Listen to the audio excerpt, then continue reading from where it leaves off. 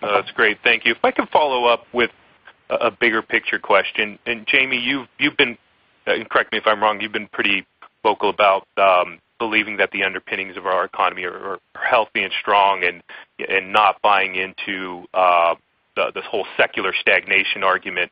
But at what point does political dysfunction and political paralysis really start to dent that confidence? And, because you've also indicated that we do need structural reform to lift trend growth, whether it's infrastructure, tax reform, whatever it is.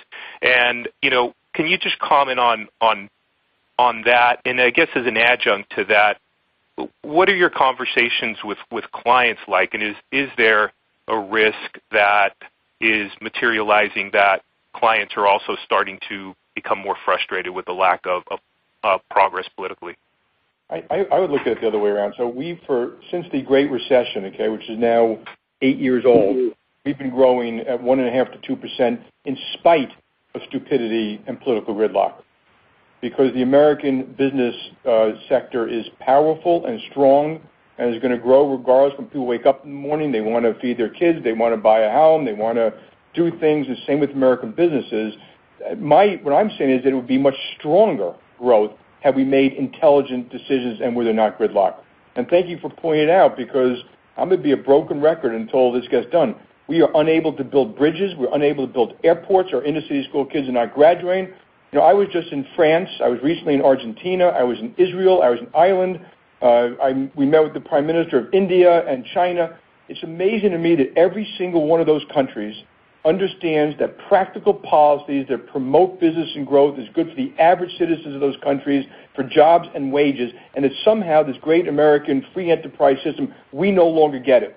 And so, my view is that, and corporate taxation is critical to that, by the way. We've been driving capital and brains overseas, which is why there's $2 trillion sitting overseas, benefiting, all these other countries and stuff like that. So if we don't get our act together, we can still grow. It's unfortunate, but it's hurting us. It's hurting the body politic. It's hurting the average American that we don't have these right policies. And so, no, in spite of gridlock, we'll grow it. We can grow at 1.5% or 2%. I don't buy the argument that that we're relegated to this forever. We're not. And if this administration can make breakthroughs in taxes and infrastructure, regulatory reform, we have become one of the most bureaucratic, confusing, litigious societies on the planet. It's almost an embarrassment being an American citizen traveling around the world and listening to the stupid shit we have to deal with in this country. And at one point, we all have to get our act together, or we won't do what we're supposed to do for the average Americans. And unfortunately, people write about the thing like it's for corporations. It's not for corporations. Competitive taxes are important for business and business growth, which is important for jobs and wage growth.